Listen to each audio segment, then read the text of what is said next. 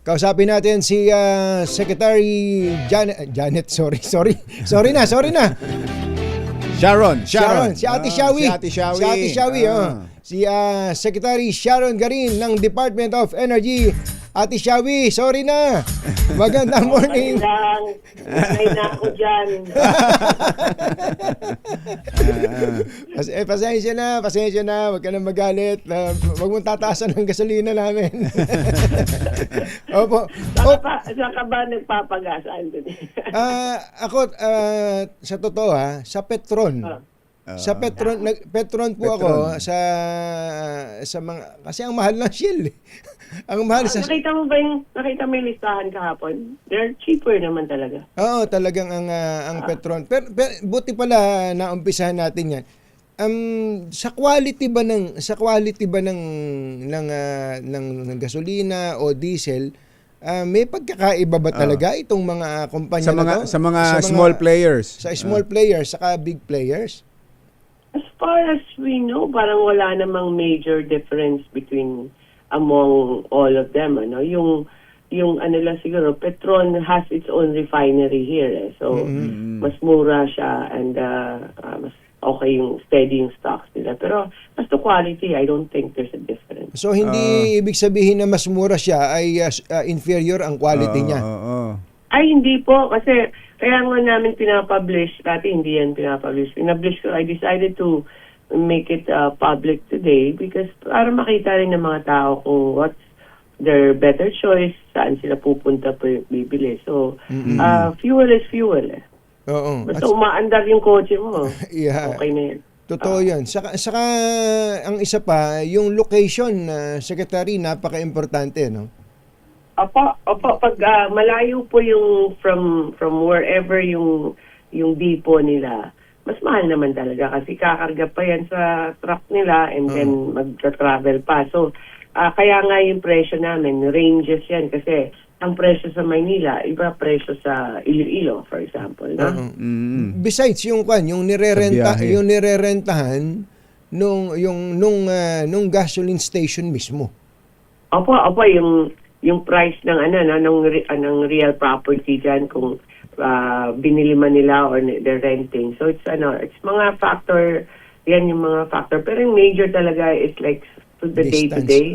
Siguro yung insurance, transportation, tsaka yung cost of fuel. Opo, kuha ho natin yan. Pero kailangan ho ba talaga na may particular lang na araw? Tulad ngayon, ang sistema natin every Tuesday, tsaka nagpapalit ng presyo, pababaman o pataas. Bawal ho ba na magtaas ng ibang araw? Tradition po yan sa industry. They have decided, I think way back, di ko lamang alam kung sa kaninong panahon yan. Kasi dati umiiba araw-araw, so nagugulan yung mga tao. So, mahaba naman yung 1 month. So, I think DOE with the oil companies made an agreement na every Tuesday na lang, once a week lang sila. Now, what's special about these times is that meron tayong looming emergency na may gera sa Middle East and we don't know what's going to happen there and it will affect our prices and our supply. So, may mga directive kami na in-issue over from last week up to today pa nga na dapat walang hoarding, walang unreasonable price adjustments and lahat po na kailangan po discipline lang po. Tama. Special times. Meron pong ilan to? 71 gas stations yung nag-overprice? Opo, actually 80 plus, I think mga 85, mga ganon ang ni-report sa amin. Opo. Mga nag-increase yan before Tuesday, before today. Opo, or talagang reporting to DOE or social media or even through their mayor. So, ni-report yun sa amin, tapos in-investigate, pumunta yung DOE, kung walang DOE, PNP, or magkasama sila. And tapos na-trim down yan into 70 plus. Tapos, ang inisyohan kahapon ng show cause order, mga 55. 55, okay. Sabihin natin, kumita sila ng ilang araw, ng extra, pero sigurado malulumpon man sila kababayad sa abogado rito at baka may kulong ba to yung profiteering? Kung tignan po sa hindi sa all the regulation or sa batas ng DOE, meron pong mga possible cases yan under the criminal or civil case. Pero next step na lang yan natin gawin. Kailangan lang talaga we close down those that are airing. Kasi ang aming patakaran po, kung hindi kayo susunod, di tatanggalan kayo namin ng permit. Administrative kami. Isipin nyo. Kaming nagbibigay ng permit, Yes. dapat sumunod sila sa utos namin. Tama. Kung hindi sila susunod, we cancel. Kumbaga kumita ka nga ng konti, 'di ba? Tapos masisira ang negosyo mo. Hindi rin nag-iisip itong mga abusado na to, mapagsamantala na to eh. Abusado nga, kaya ganun. Kikita ka lang ngayon, pero pag natanggalan ng permit, forever hindi ka makakapenta na. Tama yun. Pero ito ho, Secretary, at ito yung gustong laging sinasabi ng ating mga kababayan, ba't tataas ka agad hindi pa naman yan yung krudong ibinyahe noon. Meron tayong enough supply pa na for 2 months na nasa sistema na natin bago pa magkagera. Kayo nga ho magpaliwanag.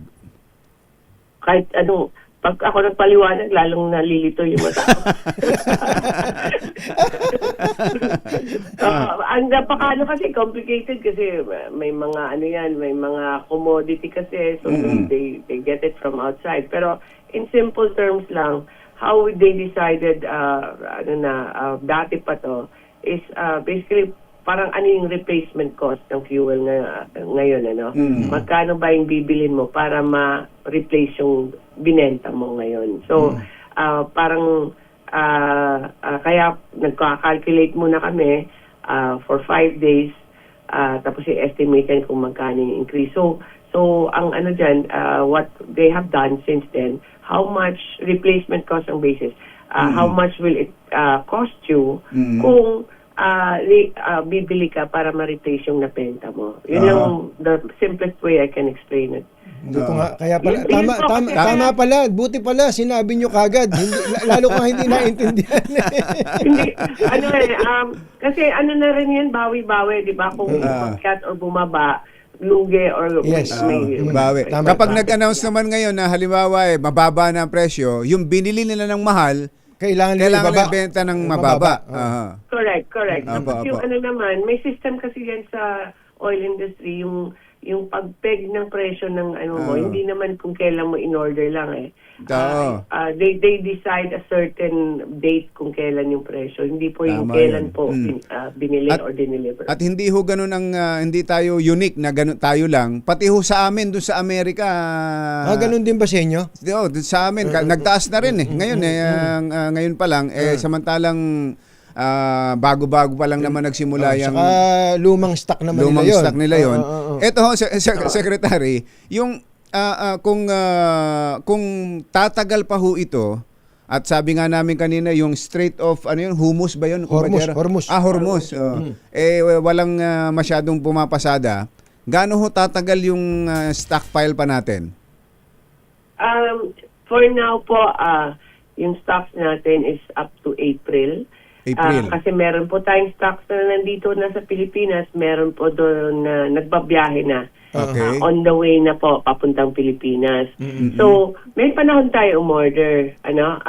We have a month or more than 1 month para maghanap ng kung ibang sources. Hindi makaka-deliver yung mga South Korea, yung usual natin ng mga supplier, South Korea, China, marami po tayong mga suppliers sa Southeast Asia na kumukuha din doon Yung problema, doon din siya kumukuha ng crude. China, doon din. Opo. So meron po tayong mga ibang options. And yun po inaaral na po at tinatawagan na po ng mga oil companies natin at ng DOE din kung ano yung mga bansa na may available. So, iiba din yung presyo. Pero hindi po, dahil po nagsara yung Strait of Hormuz sa Middle East, hindi po na mawawala na po ng stock yung buong mundo. Meron pa pong ibang bansa. May ibang sources. Halimbawa po, Secretary, pwede ba tayong bumili ng diretso from Russia? may embargo no. Pero at the worst case, kung kailangan ano. Oh. Pero sa ngayon po, hindi naman, marami pa namang ibang options, no. Ang embargo na yan, parang nagbawal ang US, na bumili ng oil ng Russia, no. Ang irony doon, sila din yung Sila yung Sila din nagsimula. kaya nga kaya hindi ba Di ba exempted pag ganyan? pagka ganyan, kayo naman may gumawa ng gulo na to, baka pwedeng exempted na kami ngayon dito diretso sa Russia. Opo, pero hindi pa ako Department of Foreign Affairs. So, susunod lang ako kung ano yung Oo. dapat patakaran sa ngayon po. Pero ano po yung workaround doon?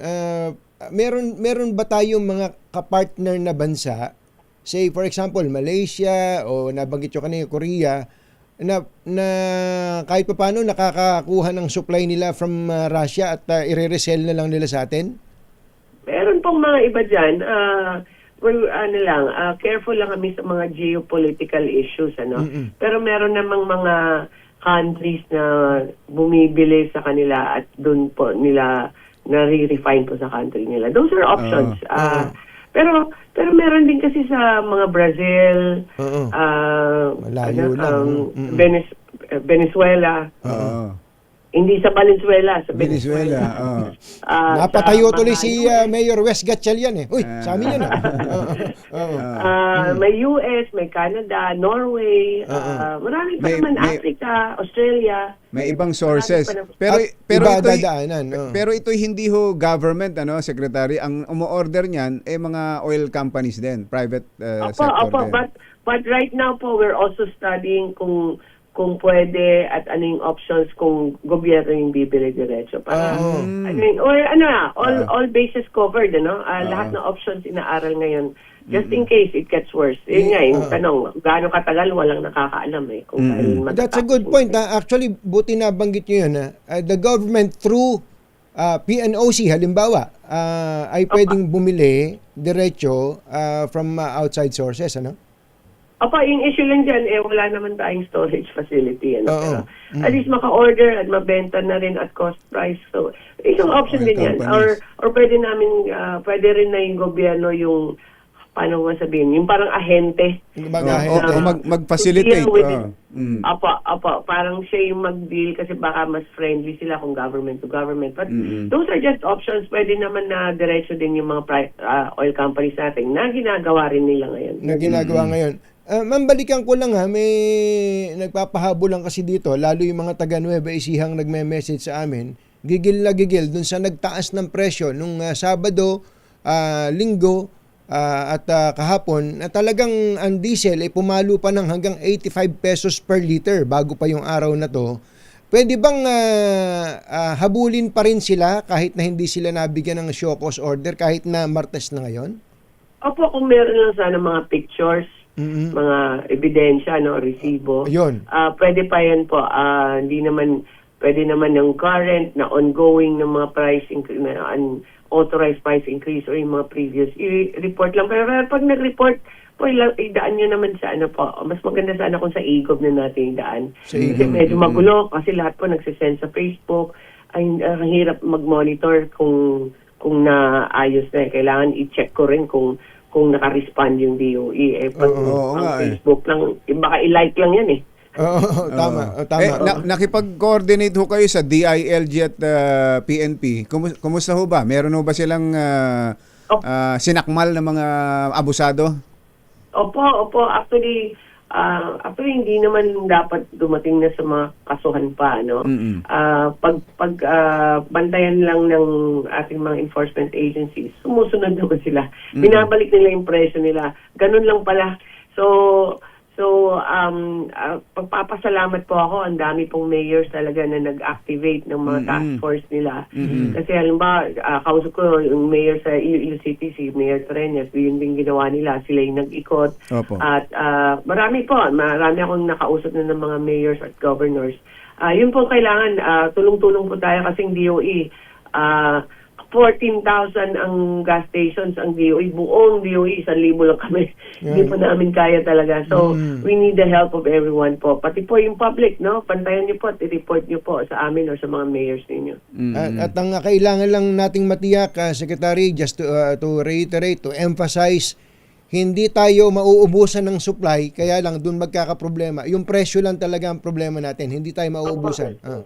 Opo, tapos isang ano ko lang, Anthony, di ba, may supply tayo at scheduled yung deliveries nyon kasi hindi naman pwedeng sobrang haba. So every 15 days na may delivery. So sure tayo hanggang April. Pero pag na-distort natin yung merkado at i-allow natin yung mga hoarding at pati gasoline station mismo mag-hoard or yung mga private citizens natin, ma-distort natin yung supply natin for 15 years. Nakaka-calculate na yan eh. Kaya, I'm assuring na in the near future, meron po tayong supply po.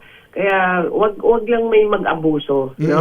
Kasi masisira po yung calculations pag may mga diyan, nakita ko sa mga Facebook, ilang drum yung dala-dala para lang magtago ng gasolina. Yes. Wag naman yun. Kasi perwisyo yun lalo na sa mga driver natin, yung mga tricycle tsaka jeep. Yes, ma'am. Thank you so much, Thank Secretary. you, Alam Secretary. namin, mahaba pa. Marami pang nakapila sa inyo. Papalayain na namin kayo. Thank you so much. Magandang umaga po. Thank you. Good morning po sa lahat. Good morning, Secretary Sharon Garin ng Department of Energy.